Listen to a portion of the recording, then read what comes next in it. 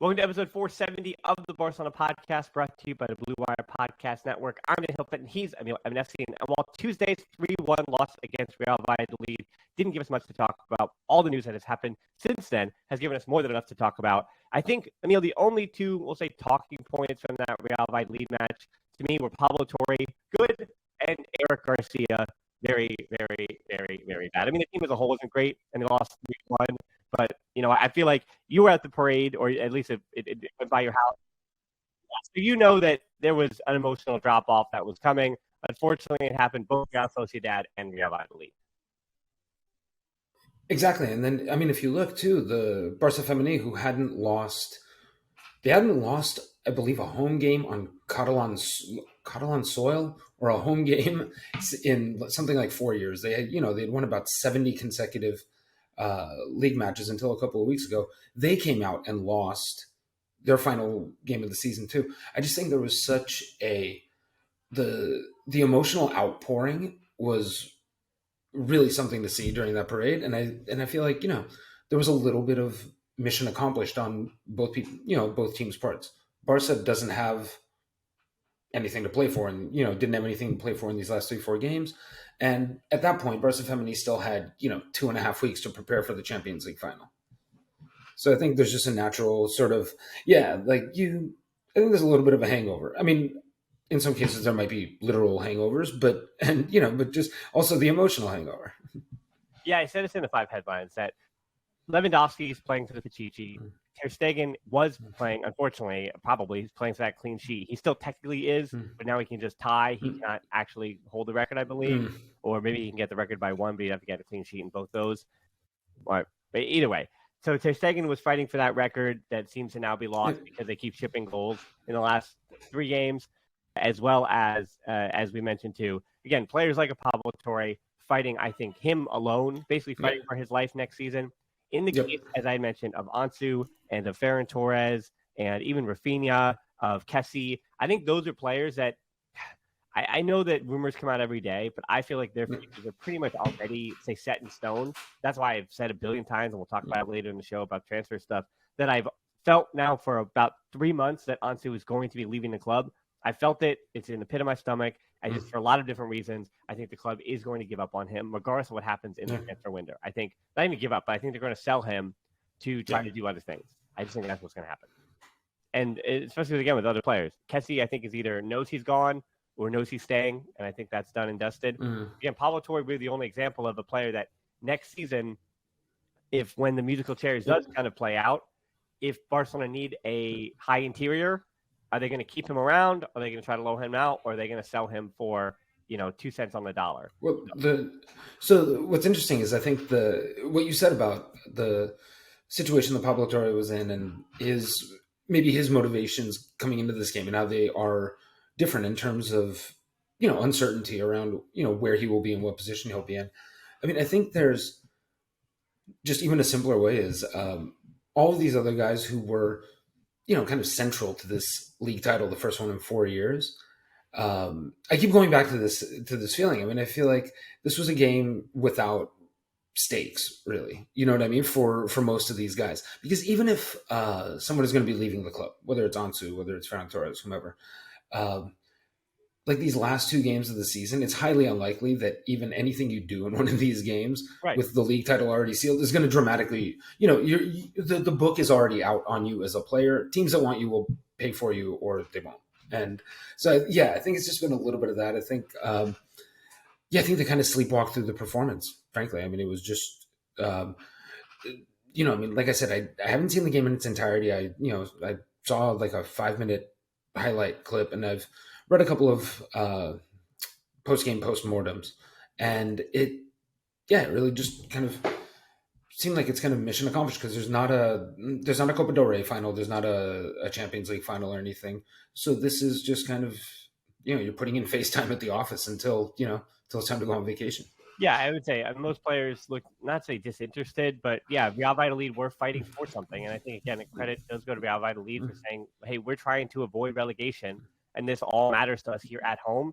And for Barcelona, as I had said, Pablo Torre was good in the game. I thought even he started slow. His connections with De Jong and Balde and Gabi just really weren't there. It didn't look clean. It didn't look what it needed to be. But then by about the 25th minute, he and De Jong kind of found that game, and the midfield looked a little more settled. I think everybody looked a lot better. The only really player that we can, get on and heap on is, I think people always get mad at me when I don't mention when Eric Garcia stinks. And he not only stunk, but he very greatly stunk, like to the point where I don't think that match decides whether or not he's leaving or not. But it's another example of him as a pivot may not even be good enough for that backup spot.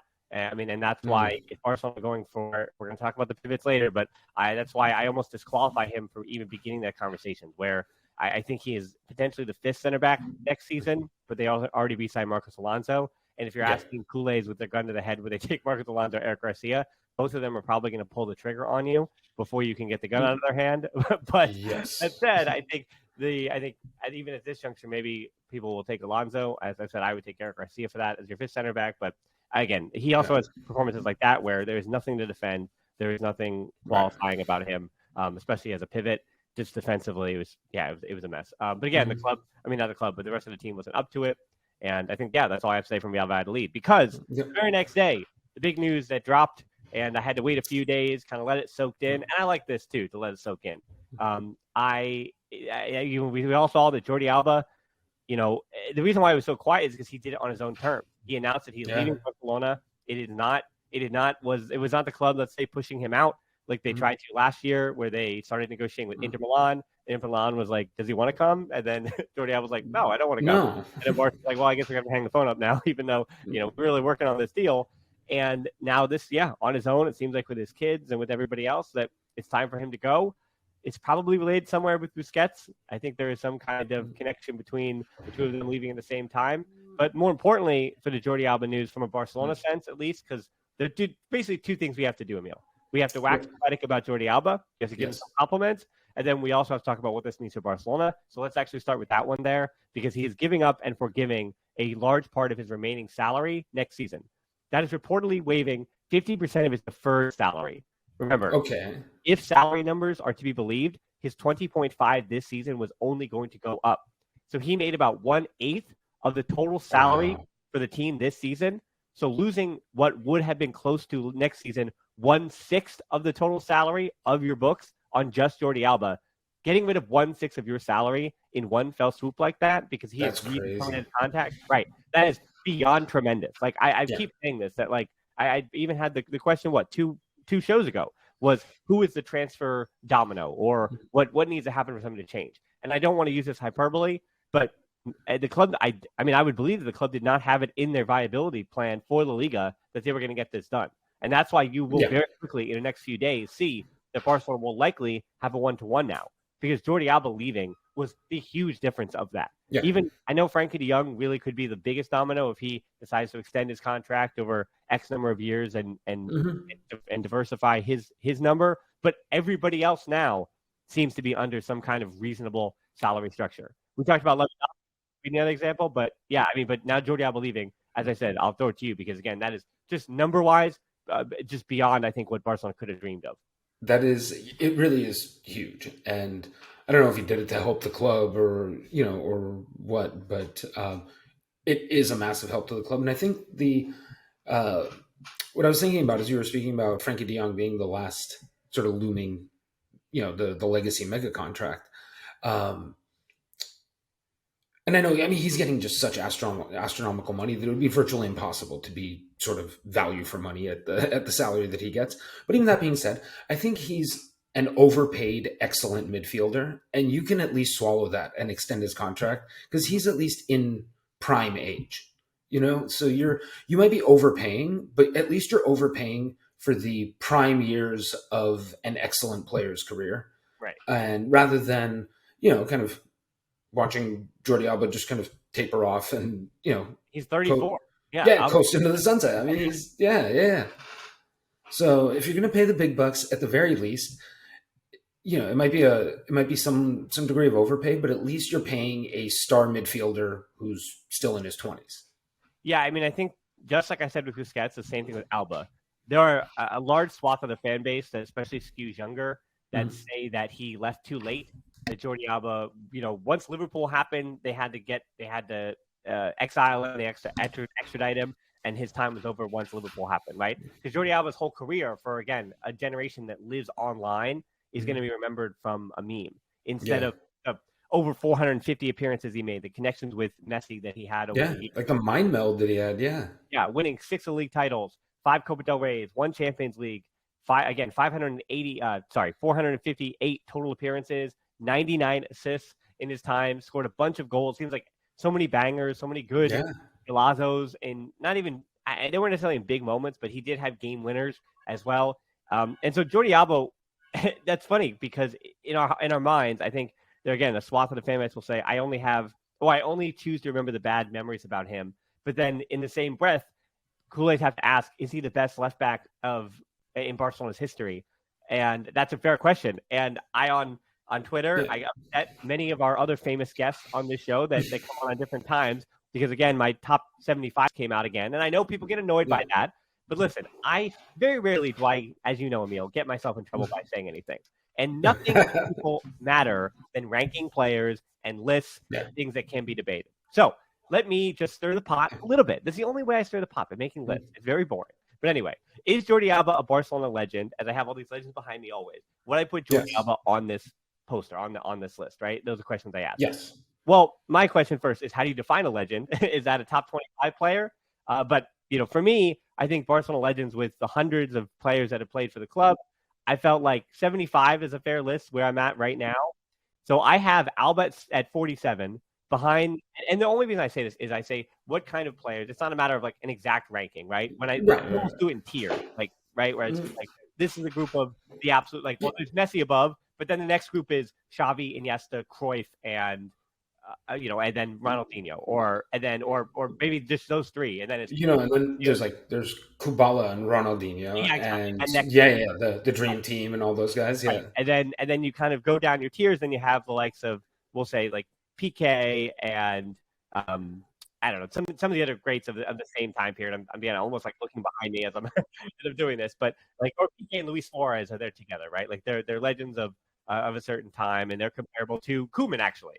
Like where Koeman's a little bit above them, but it's a similar tier. You get the idea. Can I kind of so I've been thinking about this as you were talking, and I'm trying to think of my knee-jerk, almost my vibes-based assessment of Jordi Alba's legacy.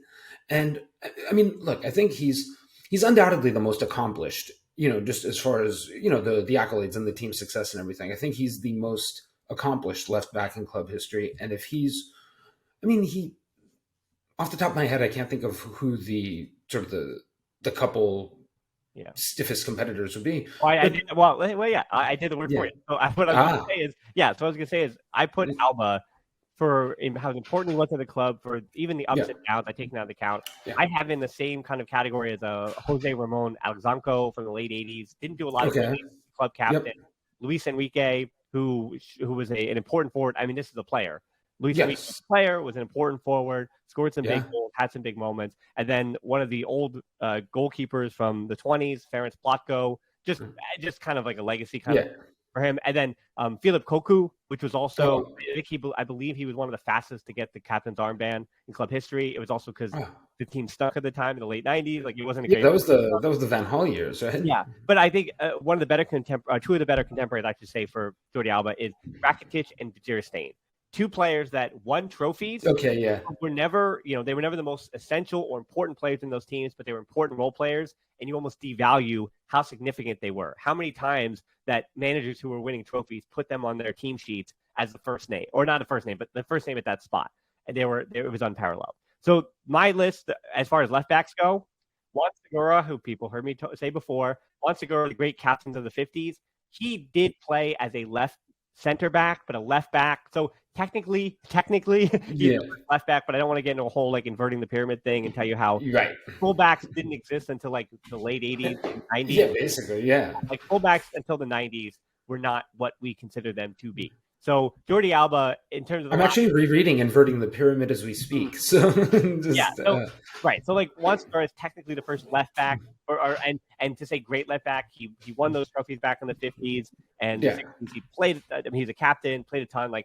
So I have him at 37 as a player. Alba is at 47, and then Sergi Barjuan, the left back of the dream team. I have at 53. And then Eric Albidal, I have at 69, just because he only made 125 appearances. He didn't play that much. But again, obviously, if I'm, when you go back to my favorite version of FC Barcelona, Eric Albidal is a left back. Exactly. So again, and when it comes to 47, 53, and 69, we are splitting hairs. But I think that is the category. It's Alba, it's Sergi, it's Albidal, and that's the top three. And then the drop off when it comes to left back.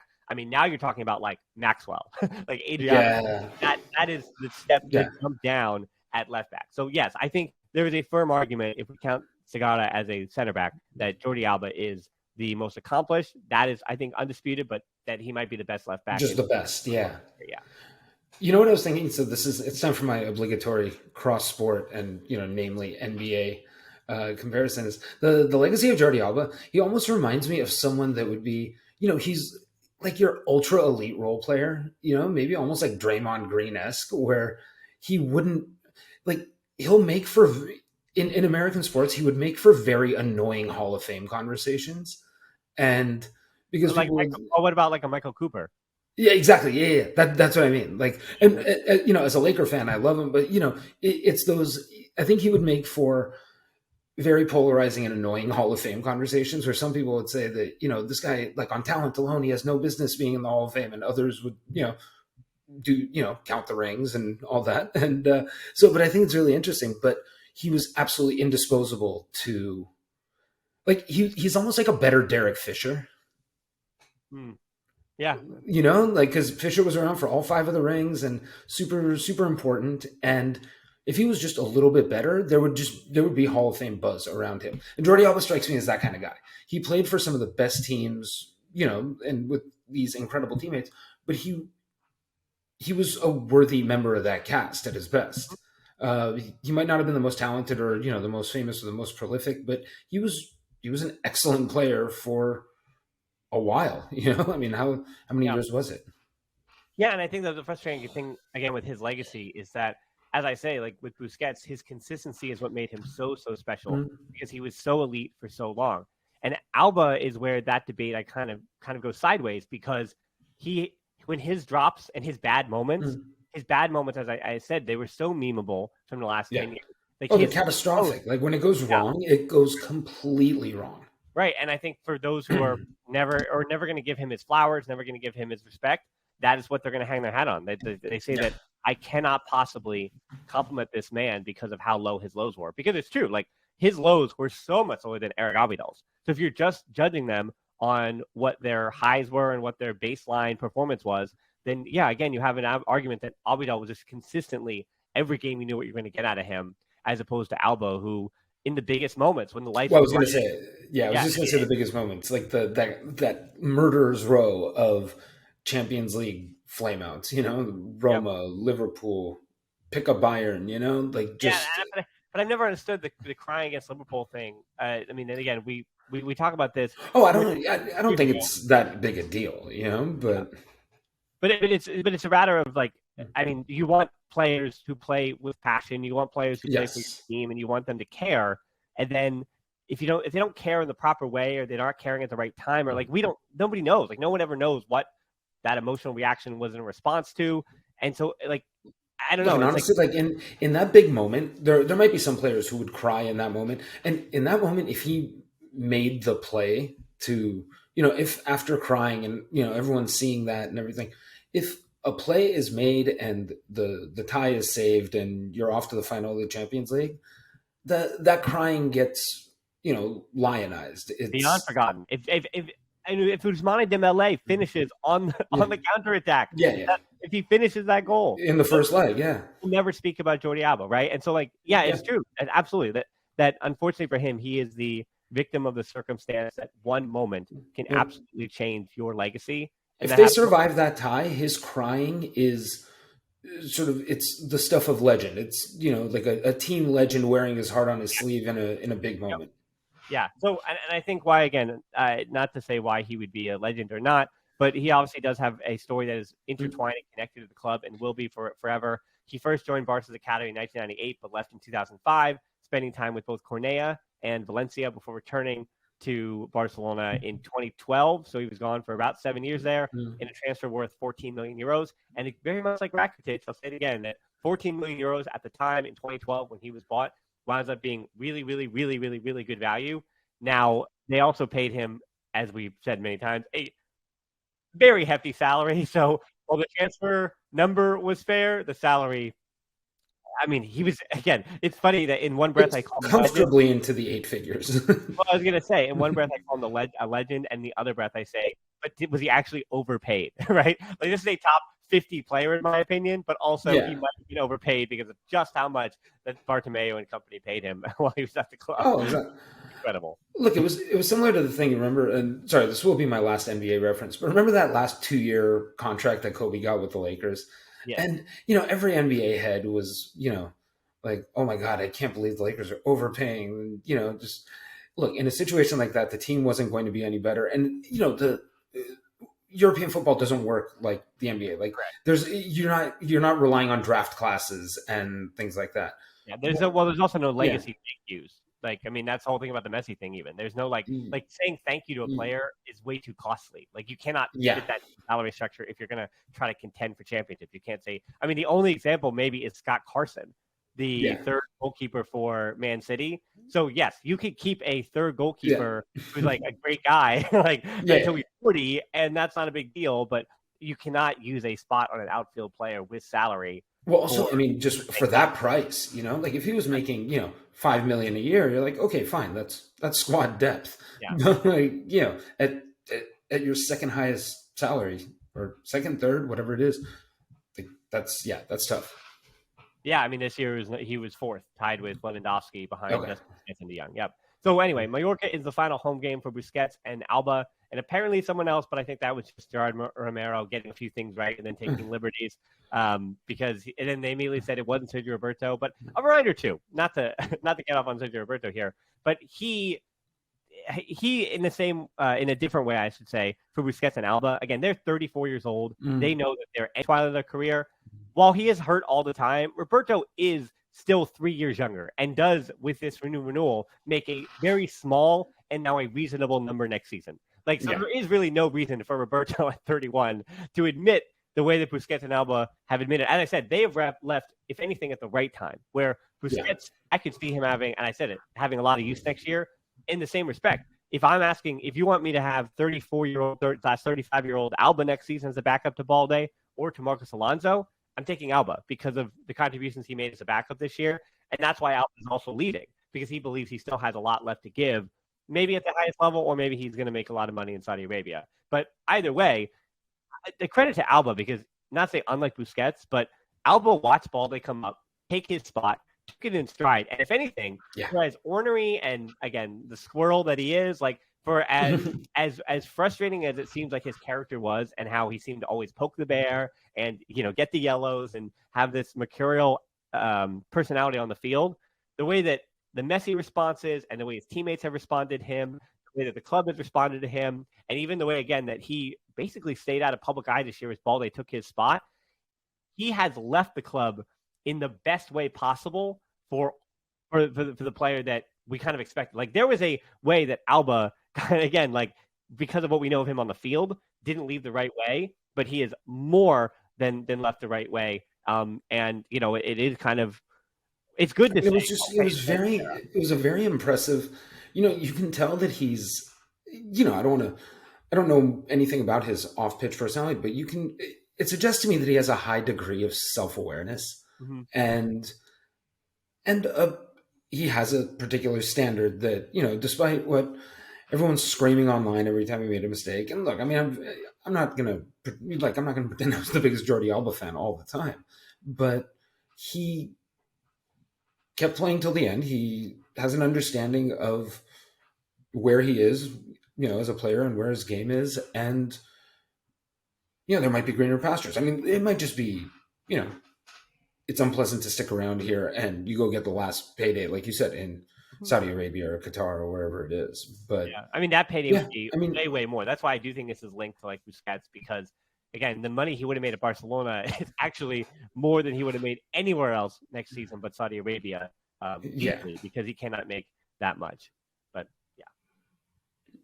But I mean, all in all, I think an excellent career. I think sort of he's in that tier of the Michael Cooper tier, sort of in the hierarchy of you know of a club with a massive and star-studded history. Yeah, and one of the last things I will say about Alba is that over the course of the last 6 years, watching every single match, when I say the phrase second gear Alba, I'm going to try to almost keep saying that because I can tell you that there is no player at FC Barcelona in the last 6 years that when we'll say the stakes are lower when they're playing Ibiza in the first round of the Copa del Rey, there is no player who better epitomize the idea of second gear than Jordi Alba. Because I could tell from the first 5 minutes how hard the team was going to try based on how hard Jordi Alba was trying or even how many mistakes he was making. Because again, when he tried at the top of his game, when he was willing to run, there was, I mean, again, he's a top 3. I mean, what was Marcelo and who else from attacking fullbacks on the left side over the last 10 years, right? Like that is a very short list with him on it.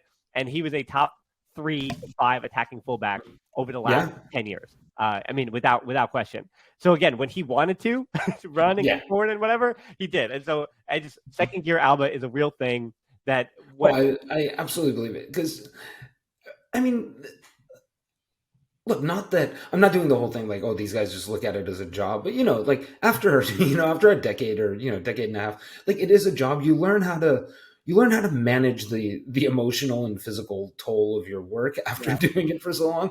And sometimes you probably look and you're like, yeah, we might even be able to win this in second gear, but even if we lose it, it's not really the end of the world. Like, we'll bounce back.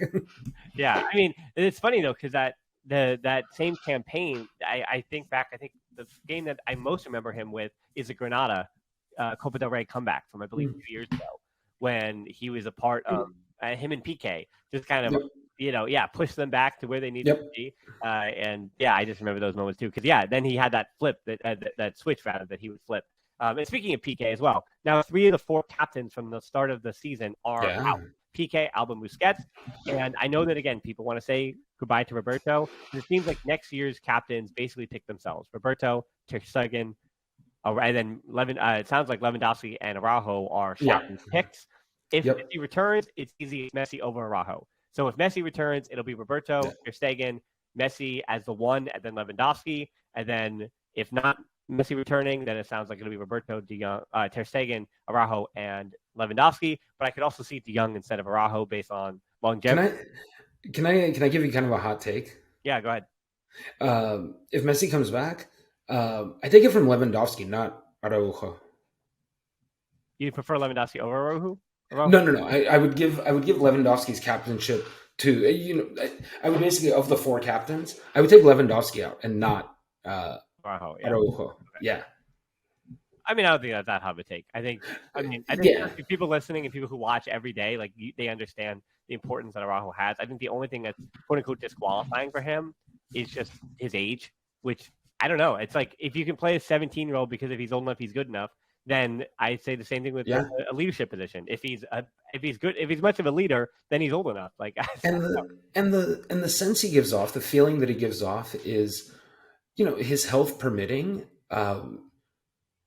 He doesn't strike me. He's not a volatile player. Like if he's healthy, he's going to be this kind of rock on the back line for, I don't know, a decade, arguably as long as he wants. If his body holds up.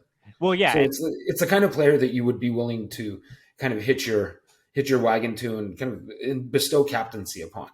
Yeah, I mean, and just for the aesthetics of it, I can tell you that looking if it is Roberto number 1 captain next year, if I'm Ter Stegen, I'm like, okay, I'm basically Barcelona's captain because on the field, Ter Stegen will likely be wearing the armband like what? 5% of the time. I mean, because I can't imagine Roberto's going to get more minutes next season, which transitions us perfectly to that right back, center back spot. Now, Kounde has come out, and Kounde has said, I'm not going anywhere. This got out of control. The weird thing about this, and I find this to be a weird story, though, because there was a number. It was 80 to 90 million. The club was not willing to sell him unless it was that number, 80 to 90, where they could immediately reinvest. They could immediately bring in Juan Foyth. That would be the name that would immediately come in as a center back / right back combination player. And it does appear that Real Sociedad is getting the last Champions League spot over Villarreal, which thanks to their Barca win, maybe that's some 4D chess by Barcelona. Maybe they lost Real Valladolid just to get 1 point. He is still under contract, so Villarreal doesn't have to sell. But Xavi wants Foyth as a defensive ball playing right back, and he can also cover at center back. And I think it's still fair for the club to be going for Foyth, even though Kounde wants to play center back. And Xavi would have to problem solve and figure out a way to rotate everybody and hope that nobody, gets too frustrated next season. But I don't know, the weird part of that story was that clearly it was a clear thing because of Alemany's comments about handling internal things internally when it came to the Kounde stuff. Like, he didn't completely disparage it. He didn't throw it away. And it took, 48 hours or 96 hours or something for Kounde to put that story to rest. So it's almost as if everybody went through the motions of saying, how possible is it for Kounde to leave? And then at some juncture, I think there came an agreement between the club and the player immediately to say, okay, I think we're just going to keep things the way they are. Yeah, and look, I don't know what exactly was behind, what happens behind closed doors, and the rumors came out, and because more often than not, you would think that. And I don't know what it even actually means. I don't want to try to read into it. Actually, as a welcome change, I don't want to speculate too much. But it is curious. I would be very interested to know the thought process that went into the last couple of days between the rumors and Kounde's sort of recommitment to the club. Yeah, I mean, I again, with Inigo Martinez likely being the first to arrive this summer, then Ronald Araujo, Andres Christensen, and then the shells of Marcos Alonso and Eric Garcia, the club may have to live with that for just next season if Kounde were to leave. But lastly, I think the thing I want to end the show by talking about is something that we've been talking about now for a year, that I have YouTube videos on, that I've had names thrown at you for the last, 2 years or more, about which players should come in to be the understudy for Busquets. Now who's going to come in as a pivot. The club is going to bring in pivots. And now there seems to be an official list of the ones that, again, the clock has struck midnight. Busquets is actually leaving. So it's time for the club to go out and get a pivot. I might even do a YouTube video on this, a deeper dive on all these players. But again, the news changes so fast and players are put on this list and taken off this list. But it seems like as of this week, here's the list for you. Martin Zubimendi. We already talked about it. I'm not going to do it again. 60 million euro release clause. He said no. Continues. So I don't know what's going to happen with that one, but he is Xavi's pick. That is the number one option. There is no secrets here. The cards are laid completely on the table. 60 million is the number. Do Barca have 60 million to pay his release clause? And even if they do, is he willing to say yes with his boyhood club in the Champions League? Who knows? At this point, the answer has been no. And again, until Barca does pay that release clause, we don't know if he's going to change the answer to yes. But at this juncture, the answer would be no. So not say I would throw him out, but there's reasons why he's still on the table. And the number one, I just can't tell if that's the hubris of FC Barcelona. All right, the next one is Guido Rodriguez, 29-year-old Real Betis midfielder, more of a destroyer type, World Cup winner. He's not my cup of tea, but if you're bringing back Messi, there is definitely some connectivity that could be useful. And he has Messi's, we'll say, trust. And that is, again, very important to teams with Messi in it. Another one, Arthur Vermarin. Sorry, let me do it again. Next one is Arthur Vermarin. I want to say I'm saying that right. But I spent an hour watching him as much of as I said as I could. But because I couldn't even watch actual game action, I didn't even know how to pronounce his name properly. Because, again, I'm just watching those terrible like EDM and tech beats highlights. So I don't have anything to report because, again, I just saw highlights. It seems like he does see the field well for an 18-year-old. And he has that nice little lofted ball into the box that at least works in the Belgian first division. It is something he will definitely have in his bag as he continues to improve, sure. But again, when it comes to the pivot, you have to watch an entire game. You have to watch multiple games. So I have nothing to report. I can say with confidence I have nothing to report on him. He is 18 also, so just a year older than Barca's own Pau Prim, who is doing well at the Euro U17 right now.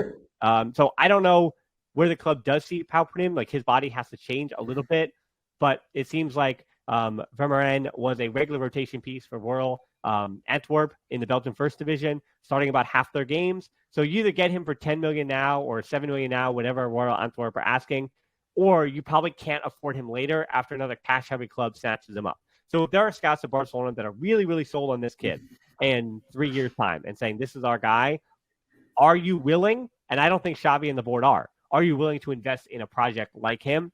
Now, the only reason I would bring him up and potentially go for him for 7 million is that if you bring somebody like Oriol Romeu for 3 million in as well, and almost like you package it together, or maybe you bring in Vermaelen and then Amrabat you can get for 12 million. And you say, okay, we spent 25 million on 2 pivots, not either of them are the consummate starter, but we can survive this year because if we get the potential one right, that looks great. And Amrabat is serviceable enough for this season if De Jong isn't even an option, or if Nico doesn't return and he's not in the plans, right? Or, so for me, that would be the name. So I'm almost over this list here, then I'll throw it over to you. Ruben Neves, 26-year-old for Wolves. He's a Mendes client, of course, so that when I say Mendes, I mean Laporte's choice, sorry. Laporte slipped there. So I've seen plenty of him in the past. I've watched Wolves in the past, but I haven't seen much of them this season. I'll be honest about that. And Wolves' results have been mixed, and apparently so has his performances. Apparently he has not really excited people, including Wolves fans. So for 45 million euros, I'm not entirely sold on the idea of Ruben Neves, but Barca may also not have any other options. So I think you're going to continue to have him be named until somebody is signed. Because if Laporte wants him, if they want to get a deal done, if they want to swap out another player with him to try to lower that number, and they want to make this happen, as in like the Laporte and some of the people on his board, then they're going to make it happen. Like that's what happens when the president picks players. And then Amrabat, in a similar light, Fiorentina fans have not been sold on his performances this year outside of the World Cup, which everybody got to watch. So everyone has their scouting report from the World Cup. And it's funny because with Amrabat, I do oscillate between thinking that because he was already almost over the line in January, that means that he would most likely find his way to Barca in the summer. But then the other names are immediately linked with Barcelona. And then I say, well, if Barcelona are going to get anybody else, I think they're going to try for everybody else, basically. You know what I mean? Like Amrabat is not their first, second, third, fourth, fifth choice as a player. But as far as the transfer, he's the first choice because he's the one who keeps saying yes, is willing to push for that move to make sure he can agree to it, and he's willing to come on reasonable wages. So his willingness to come, I think, again, because Zubamendi is saying no and other players might be too expensive, because of his willingness to come, that might, you know what I mean? It might just he might be the most valuable player on that list, from a Barca perspective. It might be 2 a.m. at the Catalan bar. And then, I was just going to say, okay, so 4 more names. N'Golo Kante offered to Barcelona as he's becoming a free agent, 32-year-old free agent. He played 9 games this season. So whatever idea you have of, 32 or 33-year-old N'Golo Kante in your head? Well, 32-year-old. Whatever idea you have of Kante in your head, he played 9 games this season. So it's not the dude from Leicester or probably not, or peak Chelsea years. Yeah, and the reason I go back to Romeu, I already mentioned him, offered to Barcelona from Girona. He has a contract till 2025, but being that he'll be 32 next season, that buyout should be rather simple to get done. He just arrived this season, by the way, from Southampton. And I did watch enough Girona this season to tell you that I think he would definitely survive in the Liga as their pivot in the Liga. I think that he's of that level. And of all these options, as I said, I actually think he would fit best next to De Jong in that box 4 midfield or as a double pivot. So whatever you want to call it, I think he was sturdy. He was calm. He was precise. That's what you need. And why, again, I would push for Oriol Romeu, just a bit of what I've seen, is that he allowed Alex Garcia the freedom that De Jong needs. So Alex Garcia was one of the best players in the Liga this entire season due to the fact that Oriol Romeu was that force behind him, not even a destroyer type, but that pivot behind him, right? And being that player that you needed to support him. So I think if you want to see the best version of De Jong next season as well, I would be confident in Oriol Romeu, at least in the Liga, helping you do that. Does that player help you win the Champions League? Absolutely not. No way does Oriol Romeu raise your ceiling in every way. But if you're afraid that you're not going to get anybody else again with those musical chairs, I think that he has a high enough floor. I was going to say, I think he's a little bit more of a floor raiser or, floor solidifier than any kind of, you're not worried about his ceiling. Yep. Okay. So just a few more names here. It appears that I'm almost done here. It appears that Fabricio Diaz, who we spoke about before, the teenager from Uruguay, he's not seen as a first-team option for next season, but as I said before, he's not really a pivot either. He's more of a box-to-box player that is comfortable in deeper positions. So, yeah, I think that it's still – he is one for the future, so we're not throwing his name for next year. And then I do wonder where Nico Gonzalez will fit into the plans. But I think he fits in as Kessie's replacement if Barca chooses to cash in on Kessie this summer.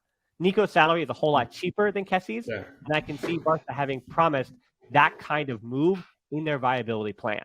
So the only way I think Nico, again, sticks around is not as a pivot.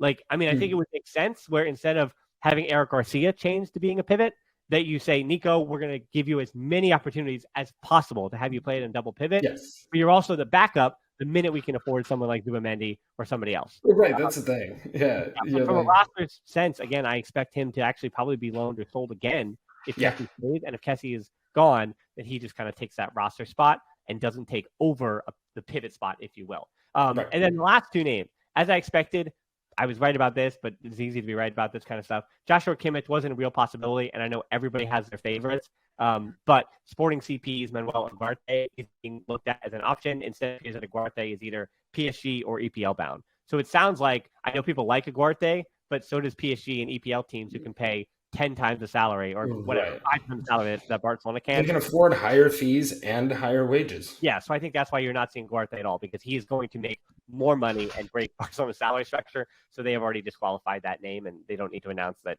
they think he's a good pivot because it seems like he's a good player, and everybody knows that now the secret's out of the bag. So those are all your picks, Emile. So give me, as we round down the show, give me some thoughts. Give me the players. I mean, I'm not telling you to rank them, but yeah, give me some of your feelings about who you've seen and what players would excite you and which ones wouldn't.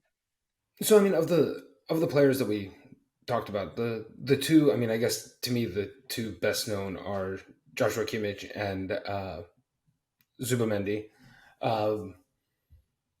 Both are excellent players. Both are not coming. So, I mean, in a sense, like Joshua Kimmich he'd be the dream. I mean, of course he would. But I never put any weight in the Kimmich rumors, and Zubimendi doesn't want to come. Yeah, but I would go 0 on Kimmich and 20% on Zubimendi. That's I would take that liberty. Okay, yeah. I mean, I guess the way that I'm thinking about it is, it's his boyhood club. They're in the Champions League in the group stage, and presumably they want to put in a respectable showing in the Champions League. So I could see them, look, a year from now, his value is not going to be dramatically diminished. So, maybe you keep him at least one more year, try to do something in the Champions League and then move on from him. But either way, I mean, I don't foresee him showing up here. I mean, I think you start having to get into sort of how functional, a functional style of player. I mean, I think that's where Romeo is an interesting call, because you're not going to replace Busquets. Like, you don't have someone who is sort of, has that, the Barcelona style of playing that position ingrained in his brain, ready to go. So for that reason, I mean, I think you take the floor raiser or floor solidifier in Romeo, and maybe you take a flyer on one of the teenagers, and hopefully you unearth something, a couple of years down. But in the meantime, Romeo can serve just as a functional, reasonably competent space filler at that position until you find a longer term solution. Yeah. I mean, that's why I'm not like going crazy and be like, if they miss out on Romeo at the end of the world. That's not what I'm saying. I'm saying that I'm almost saying that he feels to me to be, especially if you're, again, bringing in Vermeeren, where it is a lesser of two evils, to basically say, all right, we're actually going to take two stabs at this, where we know exactly what Oriol Romeo is giving us, and he's, again, not helping us win the Champions League.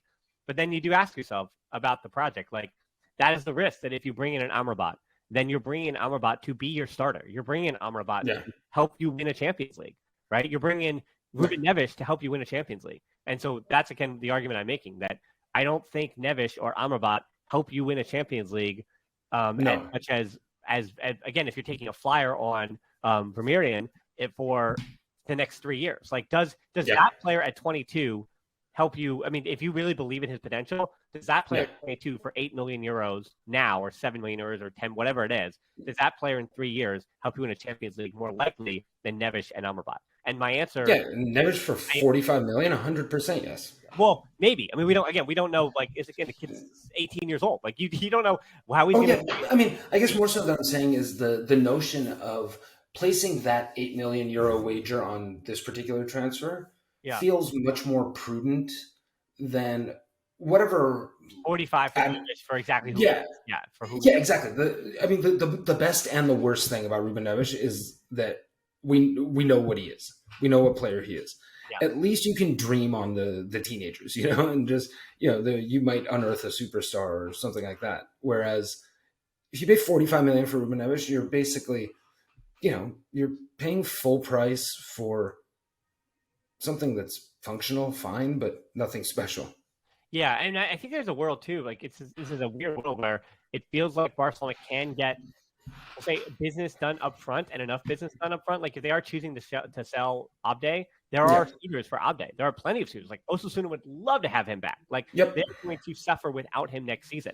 They would love to have him back, but a club is likely going to pay more for him. So if they want to ship him, they're going to be able to ship him pretty early. It seems like Langley, instead of trying to find a club, if Tottenham want him, they can basically not give him away, but there's a price for him. Tottenham can pay it, and they're done with that. Umtiti, it went from 0 suitors for 2 years. Now there will be some suitors I mean, where Barcelona can eat some of his final bit of wages. And again, remember, he took that. He's going into the final year of his contract, right? Right. Well, remember, he extended so that he Yeah. lower wages to help him facilitate a loan move. And he did that, and he helped the club out. So thank you to him. And now you can find him a new place to be. And again, this nightmare that he's had for the last few seasons can finally be over.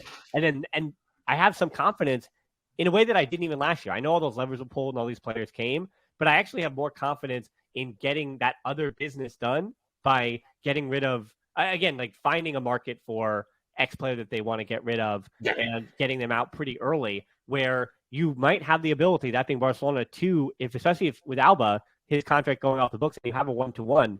I'm being overly optimistic, but people know money-wise, I'm generally pretty pessimistic, right? Like, I'm pretty honest about it. And so there is this world, though, just doing the math, that Barcelona can get to the 1v1 rather early, and by selling enough players very quickly and just getting done with, again, Langley key business they have to do, but getting that business done rather quickly, there is this world where the club can buy, we'll say, 3 players they're very excited about and 3 players they feel like they have to get to fill needs. Like, there is a world where Barcelona do have 5 or 6 players coming in.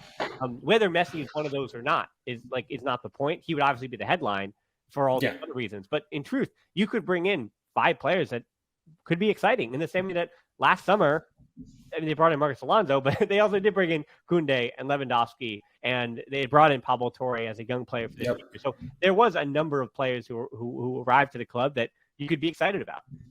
And even Anders Christensen. Now we weren't excited about him then, but it's certainly but Kounde, he was one of the most underrated, or kind of one of the unsung heroes of the season.